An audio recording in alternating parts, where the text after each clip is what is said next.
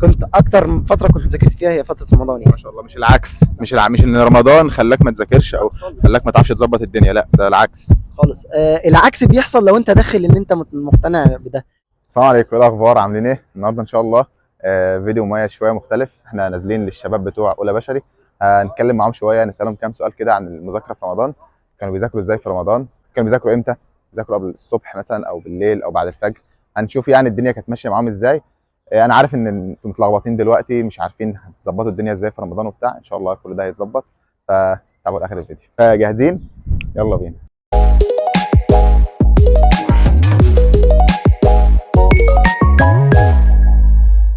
السلام عليكم. وعليكم السلام. ازيك يا مصطفى؟ الحمد لله. اخبارك؟ كويس الحمد لله والله. طالع من محاضره ايه؟ فسيولوجي.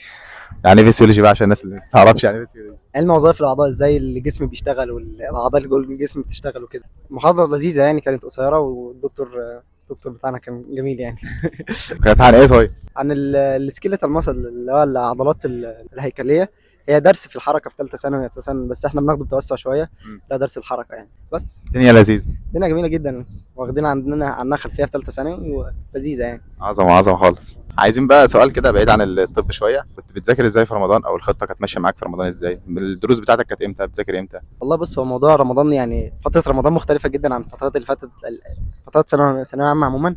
اللي هو الفتره اللي قبلها واللي بعدها. لان اولا هو انا قبل رمضان انا كنت داخل، كنت قبل رمضان كان في نيه ان انا ولا هصلي تراويح ولا هعمل حاجه، انا في ثالثه ثانوي انا مش قادر. انا لا مذاكره بس. مذاكره بس. واحد نصحني يعني، دلوقتي انت الساعه بتاعت التراويح دي هي اللي هتطلعك الاول على الجمهوريه. طب الربع ساعه اللي قبل الفطار اللي انت هتوزع فيها هي اللي هتطلعك؟ لا اكيد طبعا. انت لو دخلت رمضان بنيه ان انت مش هتعمل حاجه، فانت فعلا مش هتعمل حاجه.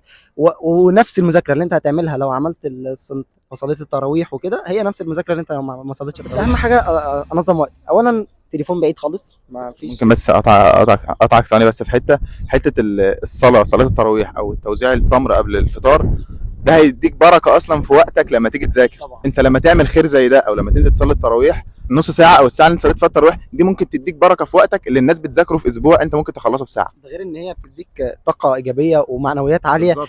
انا دلوقتي ربنا راضي عني دلوقتي، طب ما انا اكيد هذاكر وهيبقى في مين اللي هيوفقك اصلا؟ انت مين اللي هيوفقك اصلا؟ او مين اللي هيخليك تخش طب؟ او مين اللي هيخليك تجيب مجموع؟ او مين اللي هيخليك ما تجيبش مجموع؟ ما هو دايما ربنا. بقول كلمه، ان انت دلوقتي انت بتاخد بالاسباب، لكن المجموع ده مش بتاعك. دايما درجتك ما بتعتمدش على مذاكرتك، في عوامل كتير جدا بتعتمد على مذاكرتك. اولها طبعا توفيق ربنا، دعاء الوالدين، معاملتك مع الناس، صلاتك بالليل، قيام الليل طبعا ده اهم حاجه. جميل جميل خالص.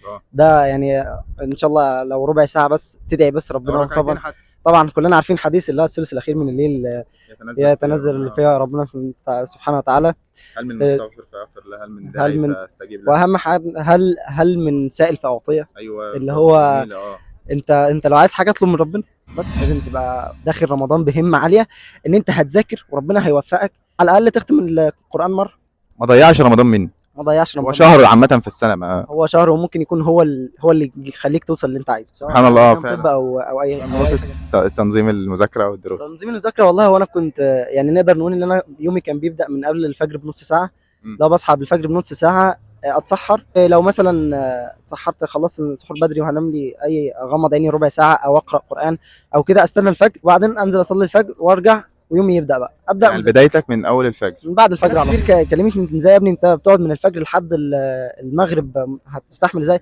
لا، هو الواحد بيبقى منغمس في المذاكره ومنغمس في اللي هو بيعمله، بس ما بيحسش بالجوع طالما انت شغال وبتعمل حاجه، وعقلك ما بيبقاش فيه، او ما بيبقاش فيه فرصه ان هو يفكر في اكل او يفكر في شرب مثلا او دلوقتي في بتفكر في حاجه معينه، وبتخلي عقلك يشتغل، فانت مش ما فيش وقت انك تفكر انك عطشان او جعان. فانا طبعا خدت حديث الرسول صلى الله عليه وسلم، صلى الله عليه وسلم. اللهم بارك لامتي في بكورها ده تشتغل عليه، اللي هو ربنا بيبارك لكل شخص في اول النهار، في اول يومه. بالذات الشويه اللي هم بعد الفجر دول، الساعه 6 او الساعه 5. دولت اللي انت اساسا بتجمع فيهم كل حاجه، انت اللي بيخلوك تبدا المذاكره. مثلا انا دروسي بتبدا مثلا من الساعه 10 او الساعه 12، فبيبقى في وقت كبير مثلا من 6 ساعات ولا حاجه او 5 ساعات على حسب. بتذاكر فيهم الخمس ساعات دول، بتذاكر فيهم بعد كده تبدا دروسك الظهر مثلا بعد بقى بخلص دروسي مثلا على الساعه 2 او على الساعه 3 على حسب. وبعدين ارجع اريح لي شويه، اصلي العصر. طبعا صلاه العصر في صلاه الظهر في الدروس. دي طبعا اهم حاجه، يعني الواحد شخص لازم يبقى عارفها ان هو ما ينفعش يضيع. ما ينزلش الدرس ويسيب صلاه الظهر. طبعا يعني ديت حاجه مهمه جدا. كنت بصليها مع المدرس والله قبل ما اخش او مع صاحبك. اجيبه واصلي مع المدرس اجيبه واصلي معاه قبل ما اخش الحصه والله. ما عملتهاش صراحه، انا كنت بصلي بس اصلي مع اصحابي يعني. او دي مثلا برضه ان انت ممكن تاخد واحد صاحبك وتصلوا مع بعض. ايوه. فانت خلصت، ريحت لك نص ساعه او ساعه، م. بعدين مثلا هيتبقى في فتره قبل المغرب كان بيبدا الساعه 7. م. بدات كده فقت على الساعه 4. مثلا لو هذاكر ساعه او اتنين، او لو مش هذاكر خالص اليوم خفيف ما فيه موريش حاجه، فبسيب الفتره ديت استريح فيها. قبل المغرب بنص ساعه بنزل في كام شخص كده عارف ان احنا بنوزع وكده، فانا بنزل اوزع معاهم وارجع اتغدى. ما حدش بيذاكر ما بين المغرب والعشاء. انزل اصلي التراويح، اكون اصلي التراويح والعشاء والتراويح يعني. اكون مثلا جت الساعه 9 ونص ولا حاجه او 9، اروح اقعد استريح شويه وبعدين انام واصحى اكمل يومي تاني من اول وجديد، من اول السحور. وكده يعتبر حققت حوالي 6 او 7 ساعات في اليوم مذاكره يعني. والجدير بالذكر يعني ان انا في رمضان ذاكرت اكتر، يعني كان في بركه في الوقت غير طبيعيه. كنت اكتر فتره كنت ذاكرت فيها هي فتره رمضان ما يعني. شاء الله، مش العكس، مش ان رمضان خلاك ما تذاكرش او خلاك ما تعرفش تظبط الدنيا، لا ده العكس خالص. العكس بيحصل لو انت داخل ان انت مقتنع بده، ان انت رمضان ومش هقدر ومش هعرف. لا، انت لو داخل بنيه ان انت هتجيب وهتحصل وربنا هيبارك لك في وقتك، فلا هو فعلا ربنا هيبارك لك في وقتك. كدير بالذكر برضو ان مش شرط النظام اللي انا كنت ماشي معاه يمشي معاك. ايوه اهم حاجه النيه اللي انت داخل بيها. وانا بدعي لكل واحد، يعني انا عارف ان الفتره ديت صعبه جدا، الواحد كان بيمر بفتره ضغط نفسي غير طبيعي. بس انا عايز اقول يعني ان مفيش حاجه مستاهله ده كله، انت يا دوبك بتاخد بالاسباب وربنا هو اللي مقدر كل حاجه. وعسى ان تحبوا شيئا وهو شر لكم، وعسى ان تكرهوا شيئا وهو خير لكم. دي احلى حاجه نختم بيها. طبعا. حبيبي يا مصطفى. حبيبي.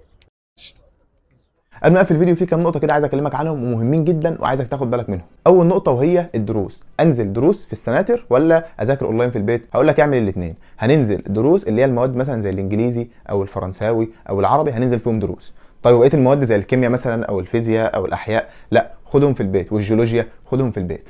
ليه؟ لانهم بيحلوا كتير، فانت لما تقعد في البيت هتكسب وقت اكتر وبالتالي هتحل اكتر، فخليهم في البيت. انما ماده زي الانجليزي او الفرنساوي لا، انزل فيهم درس، انزل سنتر بالمره تتحرك كده وبتاع وتشوف اصحابك وتشوف الدنيا. ما تقعدش في البيت عشان ما تزهقش، قعده البيت بتجيب زهق. فقسم الدنيا، شويه ينزل شويه قاعد بذاكر في البيت. رقم 2 النقطه اللي عايز اتكلم عنها، قبل ما تنام لازم تكون كاتب ومحدد هعمل ايه بكره الصبح. مثلا عندي درس الساعه 12، عندي درس الساعه 1، انا كاتب عندي جيولوجيا من 12 ل 2، هذاكر عربي بكره من مثلا من 8 ل 10.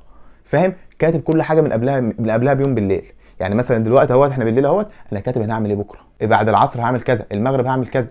كاتب كل حاجه ومسستمها. النقطه دي مهمه جدا، التنظيم مهم. رقم 3 الصلاه لو صلحت صلح سائر عملك، لو فسدت فسد سائر عملك. ما تقولش انا هقعد اذاكر وكده كده عشان بس الحق اذاكر، لا، الصلاه هي اللي هتديك بركه في مذاكرتك. يبقى لازم نهتم بالصلاه. الاذان اذن انا بنزل اصلي في المسجد، هتنجح، ربنا يوفقك، هتخش الكليه اللي انت عايزها، هتبقى مبسوط وسعيد، هتبقى مرتاح البال، مفيش تشتت. كل الحاجات ديت بسبب الصلاه. رقم 4 اول اسبوع في رمضان للتجربه. انا بجرب بشوف انا نافع معايا مذاكره بالليل ولا مذاكره الصبح. يعني انا مثلا هقعد اذاكر دلوقتي من بعد التراويح اللي هو من الساعه 9 لحد الساعه 2 اشد مذاكره ال6 ساعات دول، ولا انا بذاكر من بعد الفجر لحد الظهر اللي هم 6 ساعات دول برضه. ابدا جرب في اول اسبوع في رمضان، هل ال6 ساعات دول هيظبطوا معايا ولا ال6 ساعات دول هيظبطوا؟ مسموح في اول اسبوع للتجربه، براحتك اعمل اللي انت عايزه لحد ما تسيستم نفسك على حاجه معينه تكمل بيها بقيه الشهر. ما عندناش فوضويه. النقطه رقم 5 اراجع على القديم ولا اركز على الجديد اللي انا عمال باخده؟ وانت خلصت منهجك لسه عشان تركز في القديم؟ مش تخلص منهجك الاول يا ابني؟ انت لسه معاك 4 و5 و6 او 4 و5 شهرين كاملين اهو، هتحل فيهم وهتراجع براحتك. ركز دلوقتي في اللي انت بتاخده. طب لو انا براكم عليا حاجه مثلا، او لما براكم عليا مثلا الاجهزه بتاعه الفيزياء، الاجهزه، خد لك كل يوم جهاز. وانت مثلا شغال في الحديثه، خد لك كل يوم جهاز، وكده كده الحديثه شغاله معاك. لو مراكم حاجه ظبطها مع الجديد، ما توقفش ده وتشتغل في ده، ده بيتسيستم مع ده. لو مراكم عليك مثلا يونت انجليزي وانت مثلا دلوقتي في يونت 13 وانت شغال في يونت 13، بذاكر يونت 2 معايا اللي انا كنت مراكمه، وهكذا في كل والاهم من الشغل تظبيط الشغل. عايزك تسيستم الدنيا كده، مش ماشيين كده وخلاص، لا كل حاجه متسيستمه ومتظبطه. النقطه رقم 6 وهي الحل. اقعد احل امتحانات واجيب كتب مش وقته، الا لو انت كله تمام ومظبط دنيتك اقعد حل. لكن انا لسه مثلا بقالي فصل مثلا فيزياء وفصل احياء وفصل مش عارف كيمياء وجيولوجيا. خلص منهج الاول وبعدين حل. لو عندك وقت زياده حل، مش هقول لك لا، الاهم انك تظبط منهجك وتحل الواجبات اللي المدرسين بيدوها لك. نقطه رقم 7 ودي نقطه بديهيه يعني المفروض تكون خدت بالك منها خلاص، ان احنا في شهر رمضان اللي هو احنا دلوقتي في شهر 4، خلاص معاك شهرين. يعني الفون تقطعه نهائي، ما بنقعدش على انستجرام، ما بقعدش على تويتر، ما بقعدش على واتساب، ما بقعدش على الفيس، ما فيش الكلام ده خالص. انا قاطع كل ده دلوقتي. هم شهرين هجيب فيهم اخري عشان ربنا يكرمني واوري ربنا ان انا بعمل اقصى حاجه عندي وبتعب عشان خاطر ربنا يديني اللي انا عايزه. الشهرين دول اشوفك في 3 حاجات: يا بتذاكر، يا نايم، يا بتصلي، يا ماسك مصحفك وبتقرا قران، يا اما قاعد في ركن كده في جنب وعمال تدعي ربنا.